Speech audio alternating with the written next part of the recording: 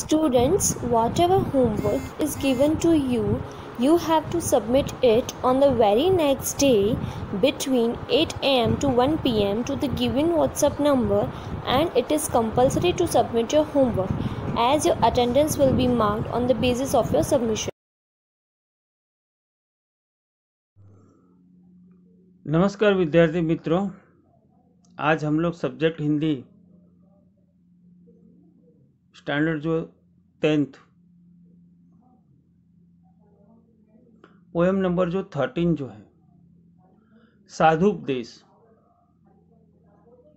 जिसके रचनाकार या कवि जो है काका हाथरसी है। काका हाथरसी का जन्म जो है 1906 ईस्वी एवं इनका निधन जो है 1995 ईस्वी में।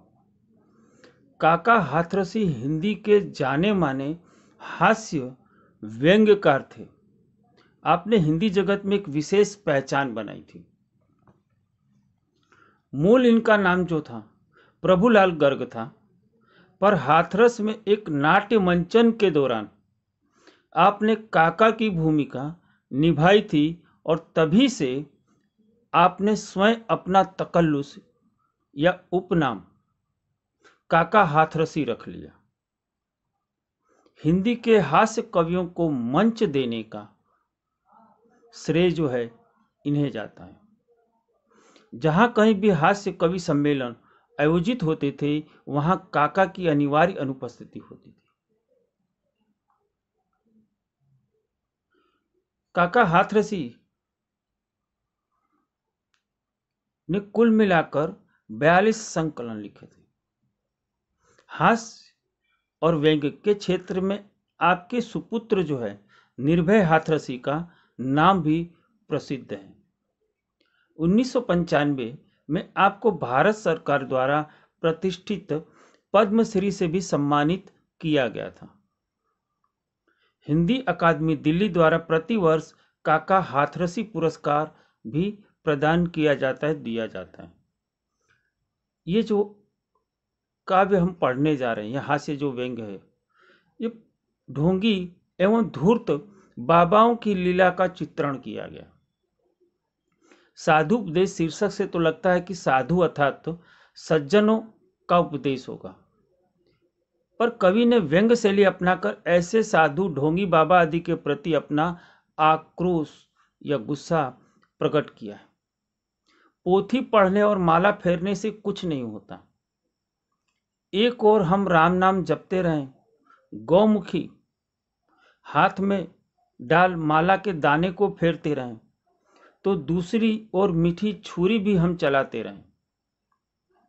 ये तथाकथित साधु बाबा न तो ज्यादा पढ़े लिखे होते हैं, न ज्ञानी, इसीलिए भक्तों द्वारा पूछे गए प्रश्नों का उत्तर न देना पड़े, इस हेतु इस कारण मौनी बाबा मौन धारण कर लेते हैं और मौनी बाबा का स्वांग रचाए बैठ रहते हैं।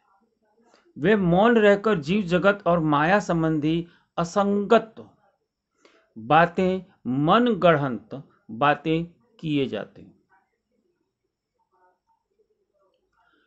मित्रों, ये जो हम लोग हास्य व्यंग्य जो पढ़ने जा रहे हैं, हास्य के साथ साथ व्यंग्य कर दिया जाए। समाज में जो भी दूषण है या बुराइयां हैं, उस पर व्यंग्य किया जाए, वो हास्य व्यंग्य की श्रेणी में आता है।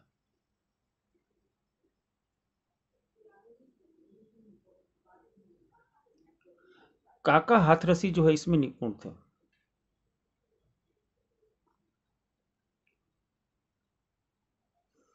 ऐसी दो पंक्ति मैं भी थोड़ा अपनी तरफ से बोलना चाह रहा हूं। गुरु कुम्हार शिष कुंभ है, गड़ी गड़ी काढ़े खोट, पैसा लाओ ट्यूशन पढ़ो, मिट जाए सब ओट। विद्यार्थी मित्रों, ये मैंने हास्य के साथ व्यंग्य किया कि आज के गुरु कैसे हैं। पैसे लाओ ट्यूशन पढ़ो, जो तुम्हारी कमियां हैं वो समाप्त हो जाएंगी। खैर, अब काव्य को हम लोग पढ़ते हैं। आइए प्रिय भक्तगण, उपदेश कुछ सुन लीजिए, पढ़ चुके हैं बहुत पोथी, पोथी यानी ग्रंथ, उपदेश यानी सीख। आज कुछ गुण लीजिए, गुण कुछ प्राप्त कर लीजिए। हाथ में हो गौमुखी, गौमुखी जो गाय के मुख के समान जो एक कपड़ा होता है जिसके अंदर माला रखकर फेरी जाती है, उसे गौमुखी कहा जाता है। माला सदा हिलती रहे, नम्र ऊपर से बने, नम्र विनम्र बने रहे, भीतर छुरी चलती रहे, मुख में राम बगल में छुरी। हिंदी में कहावत है, मुख में राम बगल में छुरी।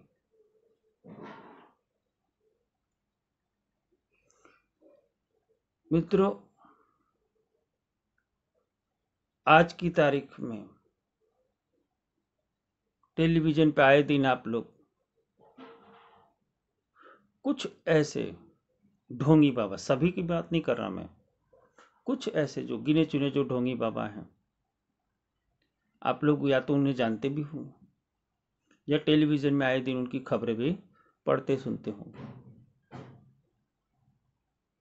ऐसे ढोंगी बाबाओं के बारे में ये उपहास किया गया है, व्यंग्य किया गया है। ढोंगी साधु जो है अपने भक्तों को उपदेश देते हुए कहते हैं कि आप लोगों ने यूं तो अनेक ग्रंथ और पुस्तकों का अध्ययन किया होगा, पढ़ा होगा, आज आप मेरे भी कुछ गुण ले लीजिए या मुझसे भी कुछ सीख लीजिए। आप अपने हाथ में हमेशा माला लेकर गौमुखी में उसे फिराते रहिए, जपते रहिए, ताकि लोगों को यह लगे कि आप ईश्वर के नाम की माला जप रहे हैं या ईश्वर का नाम जप रहे हैं। इसके अलावा ऊपर से आप ऐसे दिखावा करते रहें कि आप बहुत ही विनम्र हैं, लेकिन अंदर से आप छल कपट करने से मत चूकिए। आगे है विद्यार्थी मित्रों, नगर से बाहर बगीचे में बना ले झोपड़ी।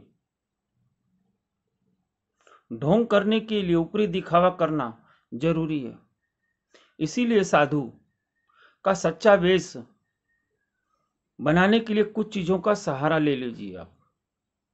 इसके लिए आप अपने शहर से दूर, कस्बे से दूर किसी वीराने में, बगीचे में झोपड़ी या कुटी घास फूस से बनी बनाकर उसी में रहिए। दीप जैसे देह चमके, सीप जैसी खोपड़ी। सच्चा साधु दिखाई देने के लिए मुंडन करा लीजिए,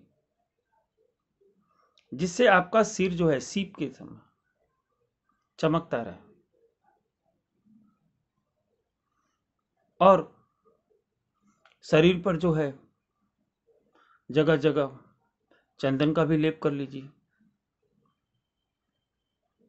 तर्क करने के लिए आ जाए कोई सामने, खुल न जाए पोल इस भय से लगे मत कांपने। जीव क्या है, ब्रह्म क्या है, ब्रह्म परमात्मा क्या है।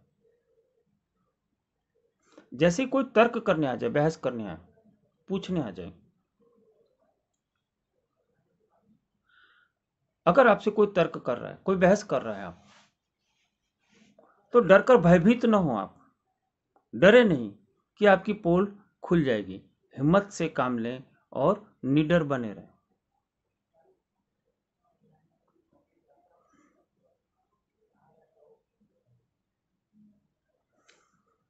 यदि कोई व्यक्ति आपसे इस विषय पर तर्क करने लगे, जगत और माया क्या होती है, परमात्मा क्या है, आप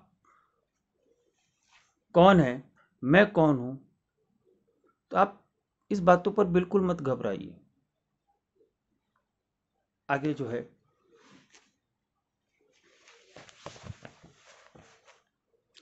तू कौन है, मैं कौन हूं, स्लेट पर लिख दो महोदय। ये आत्मा कौन है, परमात्मा कौन है, मैं कौन हूं, तुम कौन हो, एक स्लेट पर लिख दीजिए, एक पेंसिल से स्लेट पर लिख दीजिए और उसे दिखाइए। आज कल मैं मौन हूं, और उस स्लेट पर लिख दीजिए कि मैं आजकल मैंने मौन व्रत धारण किया हुआ है। धर्म संकट शीघ्र ही इस युक्ति से कट जाएंगे, सामने से तार्किक विद्वान सब हट जाएंगे। इसीलिए आप तर्क वितर्क जो है मुझसे नहीं कर सकते, क्योंकि मैंने मौन व्रत धारण किया हुआ है। और इस उपाय से आप एकदम मुक्त हो जाएंगे। आप पर आया हुआ जो संकट है उत्तर देने का, वो टल जाएगा। तर्क करने वाले अपने आप वहां से चले जाएंगे। हिंदी में हमारे कहावत है कि 100 वक्ता को एक चुप हराता है। 100 बोलने वाले हों, पर एक व्यक्ति अगर मौन धारण कर ले, चुप हो जाए, तो हार कर वापस चले जाएंगे। वही बात यहां पर भी कहा, किए जा निष्काम सेवा, सब फलेच्छा छोड़कर, याद फल की जब सताए, खा पपीता तोड़कर। स्वर्ग का झगड़ा गया, भय भी नरक का छोड़ दे, पाप घट भर जाए तो काशी पहुंच कर फोड़ दे। अब बिना किसी कामना के या इच्छा से लोगों की सेवा करते रहिए। फल की परवाह बिल्कुल मत कीजिए। यदि फल की कभी याद आ जाए तो इधर उधर हाथ मारकर जो फल हाथ में आ जाए उसे झपट लीजिए। स्वर्ग प्राप्ति से कोई वास्ता मत रखिए। नरक में जाने का डर भी मन से निकाल दीजिए। यदि आपके पापों का घड़ा भर जाए, ज्यादा पाप हो जाए, यानी पाप ज्यादा हो गया है आपके, तो चिंता मत कीजिए। सीधे पाप मोचनी, पापों को हरने वाली काशी जो नगरी है, वहां चले जाइए। वहां आपके सारे पाप बिना साबुन के चुटकी बजाते ही धुल जाएंगे, समाप्त हो जाएंगे। विद्यार्थी मित्रों, ये जो था हास्य व्यंग जो था काका हाथरसी के द्वारा रचित, इसका हमने ये भावार्थ किया। विद्यार्थी मित्रों, आप सभी लोग इसके स्वाध्याय को लिख लीजिएगा। बड़ी आसान कविता है और जो इसका विषय वस्तु है उससे आप लोग परिचित ही हैं। हमारे समाज में जो है, जो दिख रहा है वही काव्य है। इसलिए आप सभी लोग इसके स्वाध्याय को लिख लीजिएगा। और अगर मुश्किल हो या कोई कठिनाई हो तो आप स्कूल में मुझसे आकर मिल सकते हैं।